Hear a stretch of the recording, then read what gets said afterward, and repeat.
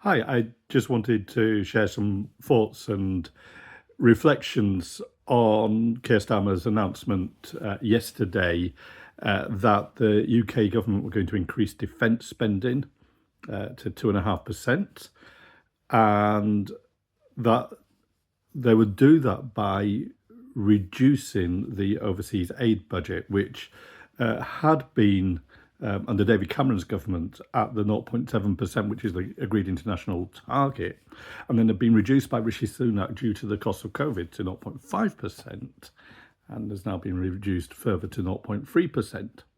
And there's been some interesting sort of reaction to this. Some people have said this doesn't go far enough, that actually it's going to barely scratch the surface in terms of providing the level of spending that we need on equipment, on soldiers, on ships, on aircraft, in order to guarantee our defence and the defence of our allies in NATO and around the world, particularly as the United States seems to be increasingly pulling back from commitments to defend its NATO partners in Europe, and with the increasing, not decreasing, threat from Vladimir Putin and indeed from other hostile players in the world.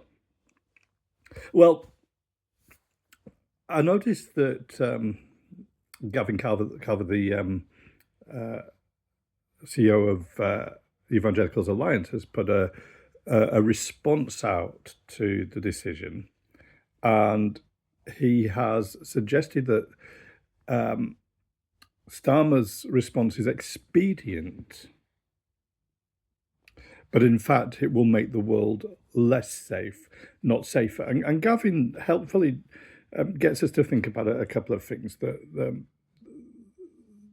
we need to be thinking about, whether spending on overseas aid might actually help make the world more secure, because investing in needy parts of the world reduces the potential for conflict around precious resources, actually develops good relationships with countries. Fascinatingly, in his memoirs, Boris Johnson makes the same argument. He strongly favours increased international aid, particularly into the East and into Africa, into places that are increasingly coming under Chinese influence.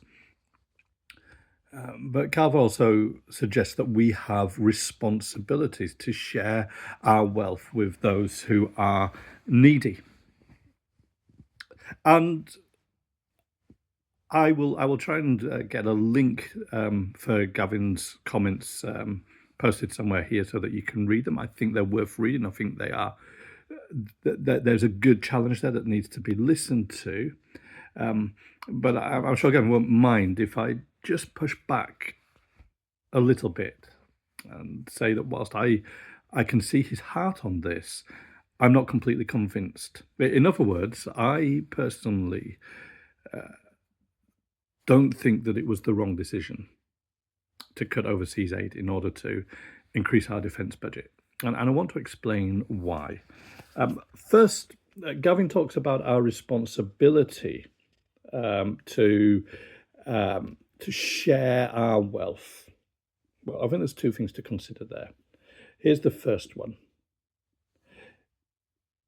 Isn't one way in which we share the fruits of our national wealth with others is by helping to guarantee their defence and their security and their stability? And in recent years, we simply haven't been able to do that. That we have been stretched, and it is increasingly harder for us to provide that responsibility that we've agreed in treaties to countries in Eastern Europe. And we certainly have been limited in what we can do to help Ukraine. Here's the second thing to think about. There might be a responsibility to share wealth, but who is the responsibility placed on? Now, I think that there's an immediate responsibility on Christians to do this. So, first of all, as Christians, we are meant to share. We've got that responsibility to love our brother and sister, and that should overflowing generosity to our neighbours and beyond. That is absolutely right. A generous Christian giving is important. And I guess there's a principle this is what we should be like as humanity generally. And so I think, yeah, there's a sense in which there's a principle that a nation, that a people shouldn't be tight-fisted about what they own. And so, in fact, the Christian generosity is meant to model that to the world and not just be for ourselves. However, I want to suggest that there's a distinction between the responsibility that falls on a people, on a nation, generally, on what they should be like, and the specific responsibilities of government. And so it's important to ask, is the money that the government spends on overseas aid actually their money in the first place? And of course, that's one of the big political, philosophical questions, isn't it? Is the money that the government spends on anything, is it right for them to think of it as their money? And that's been the big political divide, I would argue, over the past probably 100 years between those that believe that the money is rightfully the government's and that if they cut taxes, they are giving away their money back to us. And those that would argue that the money is our money and the government stewards it. So when they cut taxes, that they are not giving some of their money away to us. They're actually giving back what is ours, because they've not needed to spend it in other areas. And I'll be open with you, I lean more towards that philosophical view. And because of that, the role and responsibilities of governments are quite limited. But it has been long held that whatever else we think governments should do, it has been agreed that governments have a responsibility for defence, protecting their realm and their subjects or citizens, and from there, of course, their allies, maintaining law and order, and that kind of thing. And so actually, I think it is right that the government says before it spends money on all sorts of other things, good and kind and generous things, that it says actually, first of all, we have got responsibilities here to provide for our defence. Now that follows through that I think there are some implications about what the government should be doing on whether a target of 0.7% of GDP in overseas aid spent by the government is the right target. We'll come back to that shortly, because I think there's just one other thing that we've got to address, and that is this. It is frequently said that spending on overseas aid helps provide for our defence and our security. But two things. One, if that's what we're doing, then actually we can't claim to be generously sharing our wealth. Actually, we're working from a point of self-interest. And that, in fact, is why Boris Johnson's government decided that they were going to merge the Department for International Development back into the Foreign Office, exactly because they wanted to make sure that that money was spent in a way that protected our national interests. Now, you may agree or disagree with Boris Johnson's decision on that, but you can see where he's coming from, can't you? And my point here is more this, that actually aid and help to others shouldn't be given with a concern for what are we going to get back.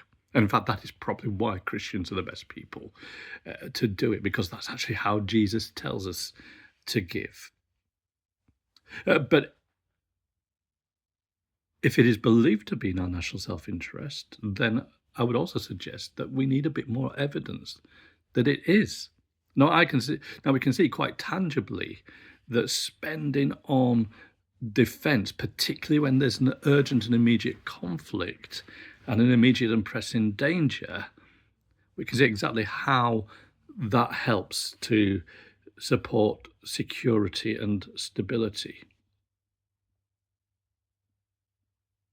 And I think we can argue from there that actually by doing that, by guaranteeing the defence and security of others as well, that actually starts to free them up to spend their own taxes, their own national revenue on the things that they need to for their prosperity and peace.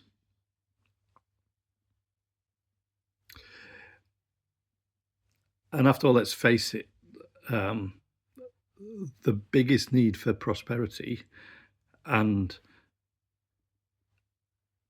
a change in the fortunes of the people in Ukraine is uh, for the Russians to stop their war and to pull out and for there to be peace. Now, I said that there were some implications, and here's my implication. I want to suggest that pitiful 0.7% of GDP target enshrined in law for what the government should spend on foreign aid is the wrong kind of target. That instead of setting targets for what the government should be spending, actually, we should be setting bigger, higher targets. So what we all do as a nation to share the resources and wealth that we have with others. So I want to suggest that rather than setting a target and trying to stick to a target of 0.7% of GDP being spent by the government on overseas aid, what we should be doing is setting a much more generous target for what we as a country give away, what our businesses, what our individuals give away to others, especially those in other countries, effectively through charitable means. And that will mean that there will need to be policies to back it up, to make it more in people's interests to give. Now, I'm not the politician, so I'm not going to make the suggestions here. But I wonder if that kind of thinking would revolutionize how we approach aid and development around the world. I'll leave that for you to think about.